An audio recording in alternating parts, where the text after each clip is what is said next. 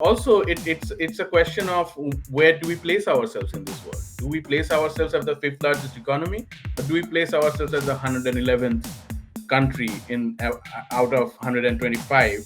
India, despite being the fifth largest economy, UN reports stating that India has, in the last few years, pulled 400 million people out of poverty. How can India rank below Bangladesh? We see that the government of India, over and over again, whenever there is some claims factual or arguably factual basis, are placed in front of the whole world, and that is not in favor. It does not create a favorable perception about the government and its work. The government tends to reject it and dismiss it.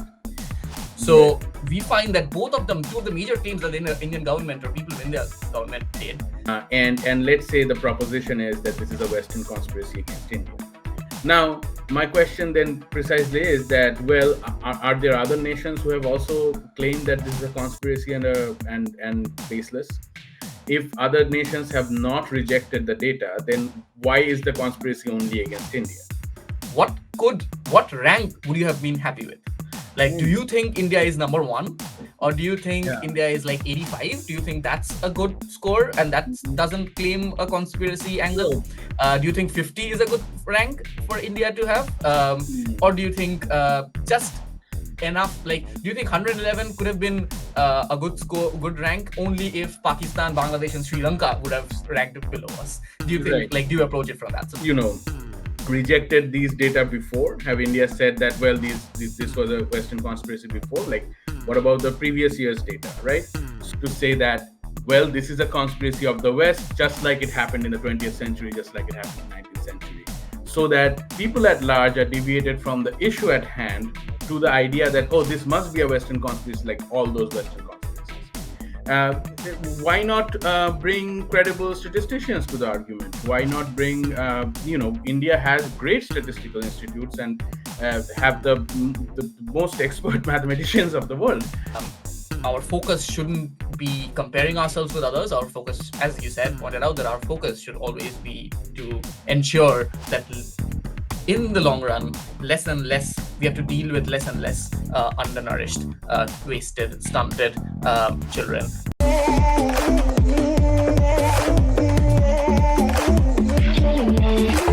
Welcome everyone to another episode of Dynt News.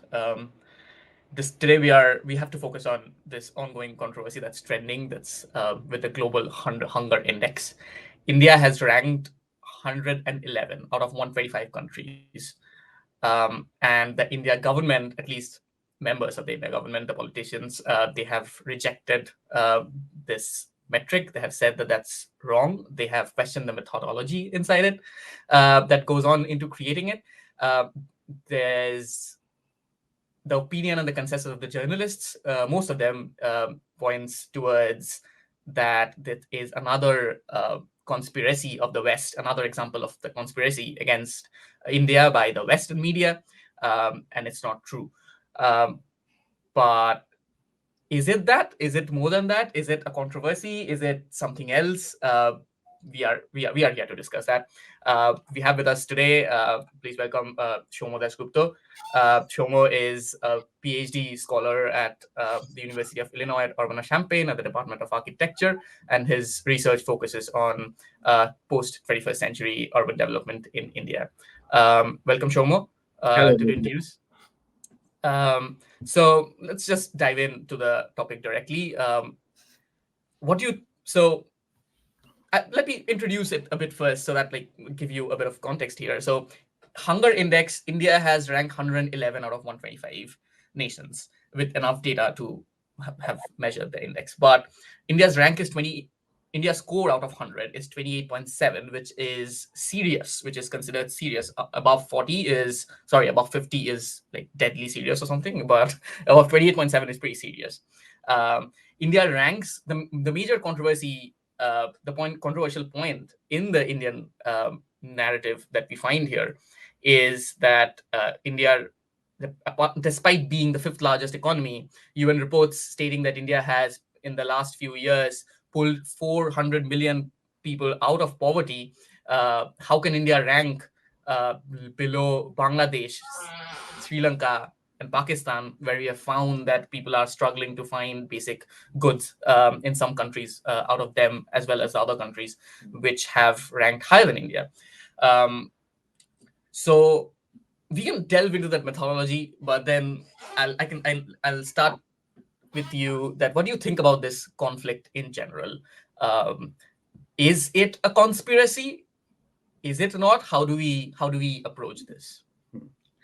Well, when I first heard about that India has ranked 111th in the global hunger index, it was definitely surprising. It was definitely shocking.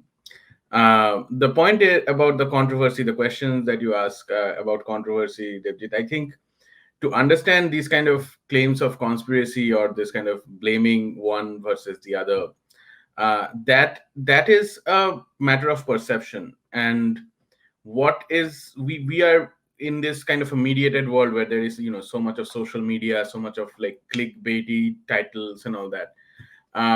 It always makes us kind of we interact with the reality, especially those of us who are far away in the US or UK or elsewhere.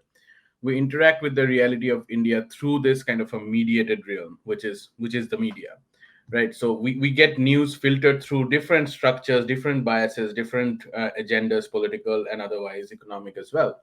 So it is what we are reacting to is the controversy, not the data in itself. We are reacting to the controversy that arises from that there is some arguably credible agencies telling us that India is ranking 111th. Its score is 28.7 out of 100. We don't know for sure whether these ranks themselves tell us anything about hunger, especially for me, who is not really that statistically oriented in my understanding. On the other hand, we see that the government of India, over and over again, whenever there is some claims factual or arguably factual basis, are placed in front of the whole world, and that is not in favor. It does not create a favorable perception about the government and its work. The government tends to reject it and dismiss it. And I think the controversy is created in this kind of a lack of coherence, or this kind of incoherence in the whole spectrum. That on one hand you have a number that tells us that there is something to be really really concerned about. On the other hand, you find government saying that, well, we need not think about it because the data is wrong. And it is in our nature to be concerned about many things in India, regarding the larger issue of development. But also, these conflicts uh, make us more concerned about it. At present, the question really is, I think, in most of people's minds, in my mind, of course, is that what's going on? Why is this happening? Why is there a data about my nation that the government is rejecting?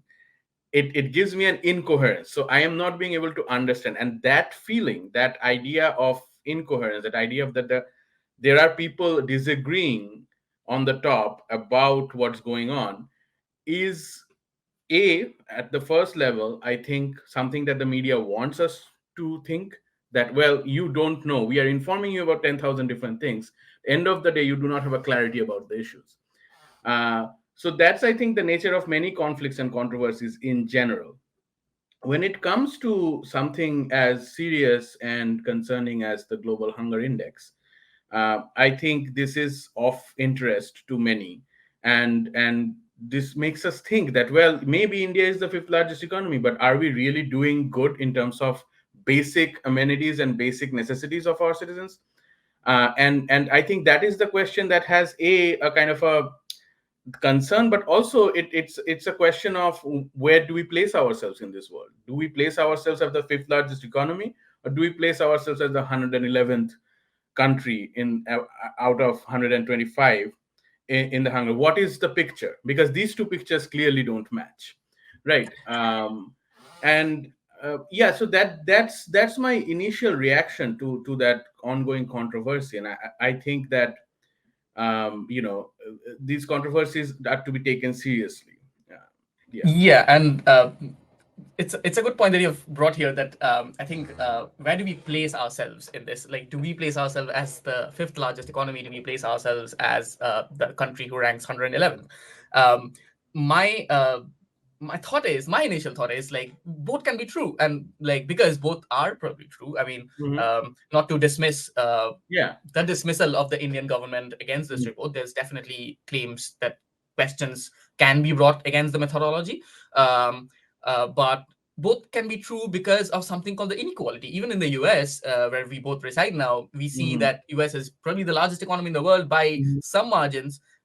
But still, there's homelessness here. People have Yeah. no health care. People are in debt for their entire lives. People have debt from student loans. So there can both can be equally true, and that's something that we need to bring on. But uh, putting more emphasis into that whole methodology, the whole crux of the controversy is that the methodology, at least how some of the Indian administrative members have Mm. claimed, is that the methodology is not correct. Um, One of their, I was reading it a bit. I was reading the methodology as well as some of the interviews that some of the politicians have given. Um, it seemed like they had they didn't like the fact that they brought it up that 3,000 population, 3,000 people were so okay, before going to that, let me just like give our audience just a brief intro for the what the hunger index contains. Like how do this organization, this is an NGO which is a collaboration of two different NGOs. Mm. How do they come in? How do they come to this Mm. hunger index report? So hunger index essentially contains four different criteria based on which Mm. the overall scoring is based. One is the percent of the population that's undernourished. Two is the percent of population under 5 years old, percent of children who are wasted. Wasted, obviously, in our colloquial language would probably mean drunk, but then here, in a more serious academic term, wasted generally refers to children who are who don't have the appropriate weight for their age. Um, who don't have, like, it generally translates to Mm. children who don't get enough food to be healthy Yeah. enough or to be fat enough, um, that is appropriate. They don't have the fat tissue, and Mm. generally people who are children who are wasted, it's important because generally children who are wasted, they generally have a less immunity going forward. Then comes the third criteria, which is the percent of children, again under 5 years old, who are stunted, which just means that children who at 5 or under 5 who don't reach the height that they should reach based upon their body mass index or like average among the population or something. And the last is child mortality. So percentage Mm. of children under 5 years who have died before reaching the age of 5. So this is, and these four criteria goes into it. And one of the controversial points that India government has raised, out of at least two or three, is that how out of this four of these criterias, Mm. three of them refer to children, which is true.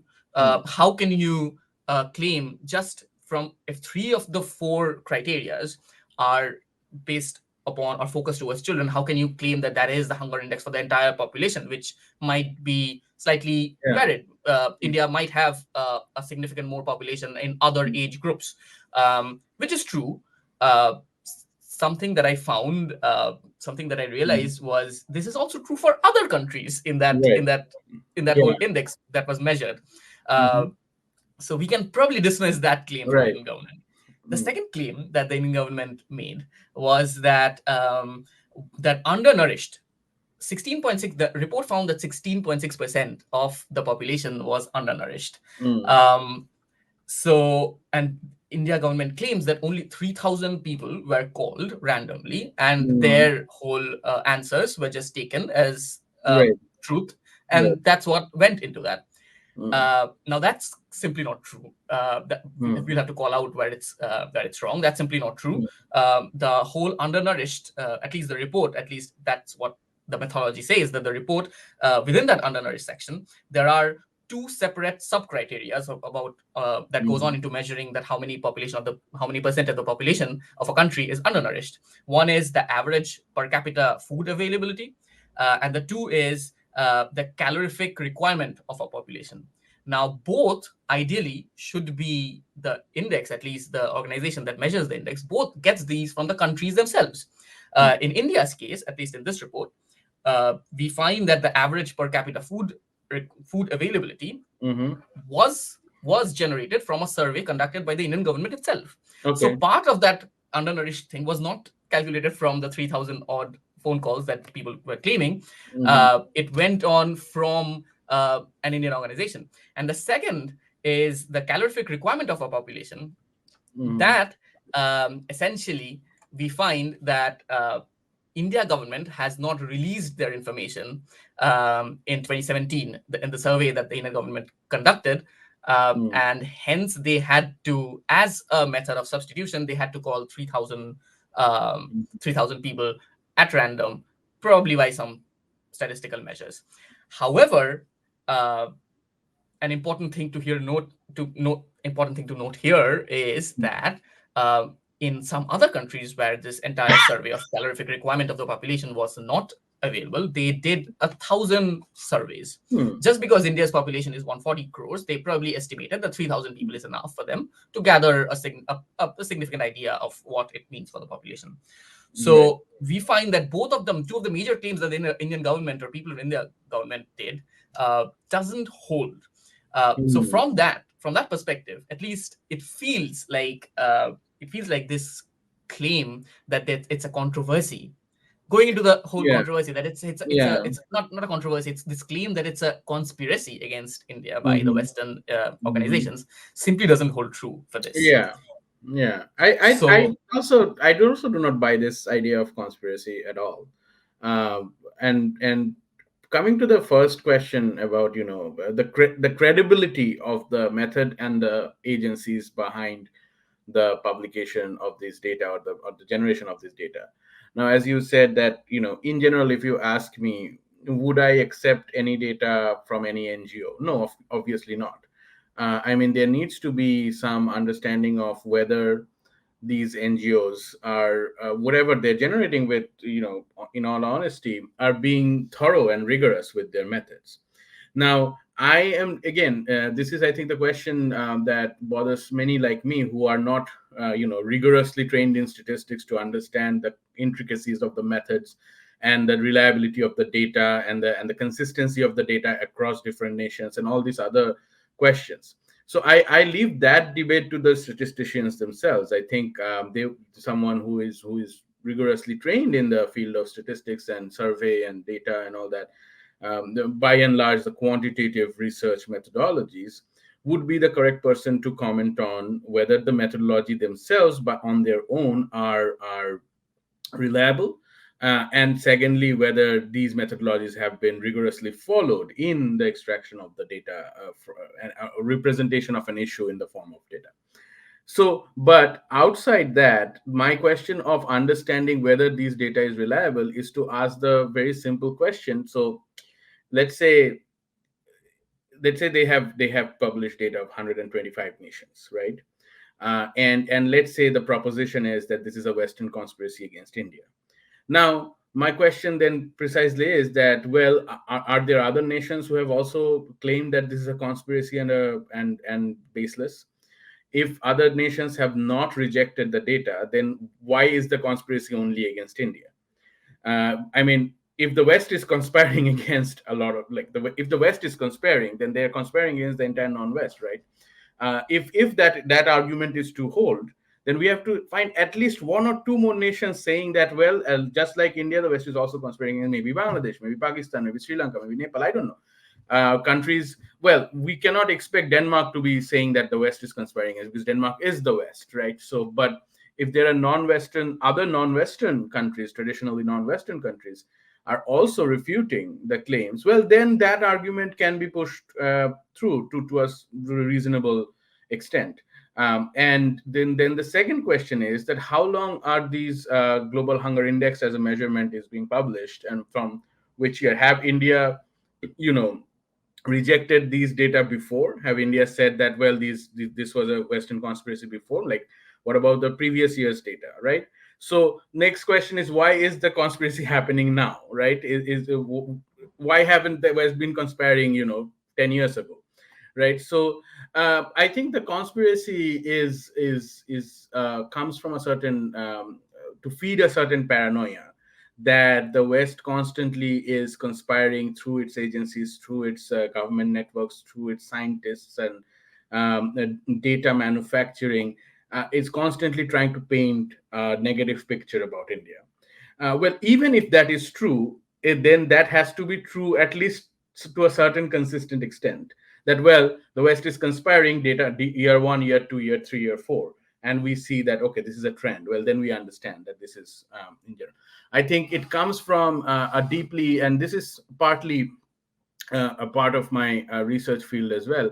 What may be called a hangover anxiety of colonialism. Well, yes, there was a time when the West was dominating India, ruling India, but long before we were born. But the traces of that time has remained, and it can feed into certain public paranoia that if there is a bad picture of India being painted globally, and it does not suit the rhetoric, the narrative, the picture that the government wants to portray, then it is easier as an argument to float from a credible authority such as the government of India to say that, well, this is a conspiracy of the West, just like it happened in the 20th century, just like it happened in the 19th century, so that people at large are deviated from the issue at hand to the idea that, oh, this must be a Western conspiracy like all those Western conspiracies. uh, why not bring credible statisticians to the argument? Why not bring, India has great statistical institutes and have the most expert mathematicians of the world, right? Why don't they look into it with a bit more nuance, right? Why are the political figures who are otherwise not known as mathematicians or statisticians coming and taking control of the discourse and making this from a quantitative data based understanding to a much more wishy-washy kind of West versus East kind of things, which are much more abstract, right? There's a material issue at hand, which is hunger of children and of adults. And let us then try to make the picture more clear than muddying the water. So that's one point about controversy. And I'm not saying that these data are the most sound data and they're the most rigorously extracted data, because as anyone in dabbling into research knows, that datas only give us a certain indication, a certain trend. They are never precise. They are never, especially social data, especially humanitarian data, they're always changing, right? Like the moment you calculate it, the data changes. It's a constantly evolving situation, scenarios. There are various statistical models that are only to an extent predicts a scenario or creates a picture. The picture is not the perfect picture. So whether it's 111, whether it could be 109, whether it could be 113, we can debate that. We can debate how consistent the data has been generated. Now you say that part of the data is from India's own survey or dependent on India's own survey. Well, then there can be mathematical questions to it, there can be political questions to it as well. That why did India not publish the data in 2017? What happened in 2000? Had there been a clarification from the government, equally propagated through media to clarify the issue? Because I think if there is such a claim that India is doing really, really in a concerning level about something as serious as global hunger index, it's kind of the accountability of the government to clarify the issue for people in the nation as well as citizens worldwide. What's going on, why are we the fifth largest economy and here. And like you said, it can be statistically also possible that both are true, right? You can be the fifth. There's no fundamental contradiction between the two. But then we need to do better. Isn't that the concern? We need to do better in terms of addressing hunger. We're not doing adequately enough. So I think that uh, kind of the idea, the push for that this is a Western conspiracy is basically saying don't think about this. That's the like the embedded message. And I think no, we should not be diverted from the issue here. So you're absolutely right. The number of questions that you posed was exactly what I was thinking as well, and what we should, as audience, think about as well, rather than just either dismissing it or just like taking it to heart that this is our reality or something like that. But um, I kind of want to ask you, which is probably slightly diverging from the topic, but Mhm. going into the mindset of the people who are trying to create this controversy around this whole index Mhm. and claiming that this is a conspiracy, is there uh, one, I probably would like to ask them myself, and this is just a comment on myself, that Mhm. what would have been, what rank would you have been happy with?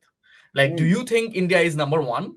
Or do you think Yeah. India is like 85? Do you think that's a good score and that Mhm. doesn't claim a conspiracy angle?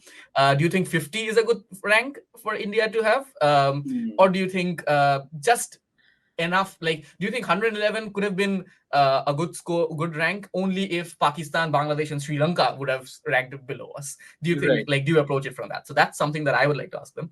Mm. But the second question that I probably would like to ask you, and generally our audience here as well, is that, and this is slightly a philosophical idea, I'm not even sure Mhm. that that's a proper thing to question, is that, is there any good thing that comes out of this, like this whole narrative Mm. that India is doing good and anything that's reported bad is like just a conspiracy, is that in some way gives us confidence or gives the people who are trying to invest in India a confidence? Because Yeah. that's also a lot of people, even some of my Mm. friends, some of my relatives, a few experts in the field have also claimed that the idea of looking at India just from the narrative of the West, um, whether it's true or not, is the colonial mindset, and we should Absolutely. always be confident in ourselves, um, and Mhm. um, and and we should always think that we are great, Yeah. whatever, and we should always preach that we are great. We should try to, because that's what the West does. West Mhm. never publishes or makes a big deal about its homelessness statistics in the world, but it always creates a big deal about its whatever industrial revolution happened there or something like that. So that's what West teaches Mm. as well. At least that's what Again. West taught us Yeah. when they had us in the colonial era, Mm. and in some of the post-colonial era as Mm. well. So do you think this whole idea of just trying to focus on the good and trying to dismiss everything that's bad, is there anything that can come out of it that can be beneficial for India in the long run? Or do you think that no, this is not the way to go for it? Definitely Yeah. there is credibility in having confidence in your abilities, but uh, dismissing your problems is definitely will not help, not only in the short run but also not be beneficial in the Yeah. long run. Well, I would like to start by saying I think if a leadership is confident, then that leadership should not be afraid or dismissive of criticisms. Because, yes, no one can build a perfect system, and everyone inherits a system. Every regime inherits a system that is built before them, and then they try to make that system better, right? And at times there might be issues being raised even with a really well working system, that these things are not working. I think that it is absolutely true, and someone who is inclined towards the more critical humanities side of research than the statistical quantitative side of the research, is that uh, there are, of course, two clear divides in research methods called quantitative and qualitative. And in my understanding, I've taken courses in both. I've delved into both of these trajectories, so as to speak, methodological approaches, and I have found the qualitative to be more my thing. But that does not mean that the quantitative is any less true, right? Or the vice versa. But there are people who are divided on this issue, and that is also correct. And there are people who want to make mixed method, which is like qualitative, slightly quantitative, and research. Again, I'm just saying that by and large there are limitations to research, right? Research data is not, we cannot claim, even with the best methods and the highest grants and fellowships and everything, we cannot claim that our research is the truth, like the ultimate truth. That claim can only be done perhaps by the religions and all that. But researchers never claim that. They always, I mean, a good ethic of research is that you understand the limitations of your work and you acknowledge it, right? This is what I did. I did it as honestly as possible, but there are some biases, there are things that we may miss. But coming to the question of West versus the non-West, this binary has existed since start of colonialism or even before that, right? And yes, there is a whole lot of problem with the Western narrative historically as well as in the current day. No nation state wants to paint a bad picture of itself, right? No nation states would buy into a narrative that says that the government, the system, the regime in power are not doing adequately enough for its citizens, because that creates a political instability for that regime and benefits the opposition. So I think that is the overall trend. You would never see, even with ongoing crisis after crisis all around the world, territorial conflicts to issues of unemployment, homelessness in the United States, and unemployment in India, whatever are the concerns of the subjects of the state, that is the citizens. The concerns, when they are expressed, if they create a problem, if they problematize the otherwise sanitized best picture image of the nation state, then those problems do not help. They harm that image. And I wish we lived in a world where our governments, I wish we lived in a world where our governments and leaders are less concerned about the image and more concerned about the issues being raised by the general public. But unfortunately, we do not live in that world. And I don't think throughout the 20th century we have ever lived in that world. I think powers in place are always concerned about the image being portrayed, because it's the image that creates the power to be produced for them, right? You don't want to vote a person who is truly honest and saying, hey, I have made 20,000 mistakes in my life, but I want to make one good thing today. You want to vote for a person who has said, I've never made a mistake in life and I've always done good and I am the best, right? So whatever questions that best of the best image needs to be either censored, sidelined, or claimed as baseless and conspiracy. And I think, to your larger philosophical question, that is how it helps us understand how power structures work. And it's not really that difficult to understand if anyone follows news consistently, saying government always trying to put its whatever they consider as achievements forward, and trying to build the image of the nation through that good things that they have done or great things that they have done. And in process of building that image, they are always sidelining, talking less about, paying less attention to, clarifying and being less accountable to issues that will concern people, right? Saying that, well, this image might not be true. We might be looking at a made up image.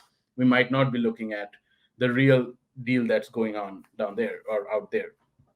And this can be, in recent memory, I think one of the most shocking, something that the government of India at present regime could not adequately deal with or address was, I recall the farmers protest, and it was all over the news. And as someone who grew up in a city, is very much a city boy who never knows how agriculture really happens, what are the farmers doing outside, some documentaries on and knowing in general that how agriculture works, but never really knowing what the issues of the farmers are. Never interacted with any farmer, but having my food on the table, having all kinds of junk food, biryanis, everything on the street. And when you see the farmers' protest that's happened in Delhi, you see well, there's something really wrong going on at the policy level, and there is a reaction to it. And that this is probably the one of the biggest blows to the current regime. And what tells you about that there are people who are more concerned about the image than they are concerned about the issue. And I wish people who are our leadership were not like that. It should have been teenagers, on Instagram like us, who are more concerned about the image than about the issue. The government should be quite the opposite. They should be concerned about the issue over the image. And sadly, what happens through our mediated social media discourse is that we are always drawn towards this kind of, oh, the government claimed it conspiracy.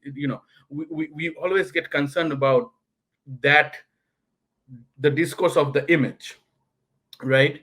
And precisely that is in benefit to the nation state, the power that wants to preserve the image.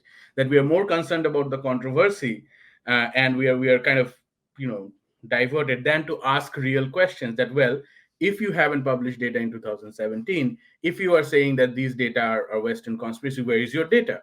What is your picture? What rank would have been better? Would, like you asked, that, where are we regarding giving access to nutrition and health and nutrition of our people?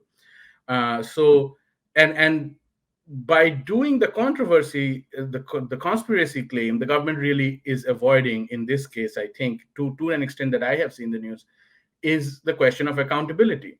Uh, Image building and disregarding anything that tarnishes the image, that is not for me accountability. Accountability is making it clear that, well, there might be things that we have not been able to deal with, and what we will do in future. And I think that should be the question that the government should place in front of its citizens, and saying that, okay, there has been this claim, these are the problems with the methodology, but by the way, we are doing everything we can to address. The utopian goal is probably there should be no one hungry in India, right? And yes, I can sit here and dream about it, you can sit here and dream about it. We know that's not going to happen tomorrow. There will be people who will be hungry on the streets, hungry all across the nation. So there is nothing to apologize for here, but only to make sure that there is one less hungry person tomorrow, right? Or 10 less hungry person tomorrow, people tomorrow. And from there, whether we are in the 111th, whether we are on the 101st, whether we are the first, that is not for me the aim. The aim should be no hungry people, right? So, and I know it's a very tall claim. I know it's like too ambitious to make at present, but as long as we do not deviate from that focus and attempt to invest all our intellectual, political, economic, statistical, research oriented faculty towards that goal, then I think we are on the right path. I mean, we can ask the question, where was India in the global hunger index before? Where is it now? Are we doing good? Are we doing better? Are we doing worse? If we are doing worse, then we need to change things. Or if it is Western conspiracies that painting us as worse, well, in that case, we need to clarify, right? We need to clarify that, okay, this is where we think we stand. We have to have some sort of accountability, and that accountability comes both with the understanding what I said in qualitative questioning of issues, but also quantitative representation of a certain reality. Yeah, I And think my main that's yeah, I think my gist of the matter is that the government should be held more accountable, and less the government should be less concerned about whether the West is trying to paint a bad picture. Yeah, and unfortunately, as we have seen, that's what the government is more concerned about, and that, well, that might be slightly, I don't know, those might have some benefits to it, just Mhm. trying to give a nation confidence in that, but as you said, as long as you're not actively trying to while you try to paint that picture of a sunny day, while if you're not really working for it at the ground level, that doesn't really benefit the country in the long Mhm. run or in the short run. uh, you you you pose a good question there, is that the question should be okay, where was India before? Has India's rank gone down? And the answer is yes. Mm. Over the last from Okay, last yeah, year, India's I rank thought went so. from Yeah. Mm. 107 to 111, which means that whether or not the conspiracy is there or not, with the same methodology, India's ranks have gone, India has performed poorer. And that means that even if it's untrue to certain extent, there are things for the Indian government to do more. The Indian government Mhm. can definitely do more, at least in this Mhm. case, a lot better, so that, as you said, at least tomorrow we have 10 less hungry children, hungry people than we have today. um, I I think think, you have also.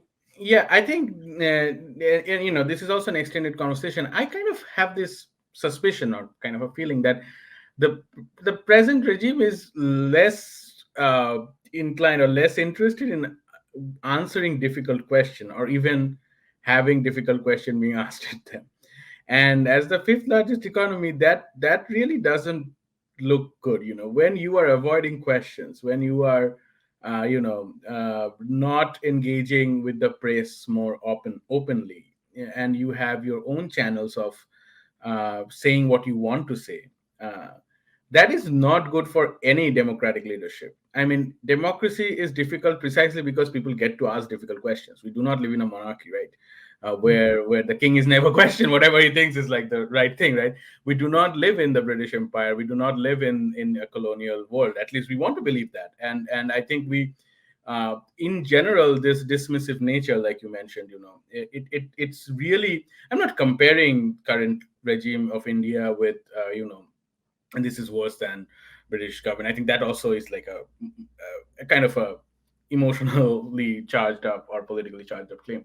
What I'm saying is that I think that the government can certainly do better in answering questions than avoiding them. Or I think we have kind of lost in the last few years of the present regime, at least starting from 2014.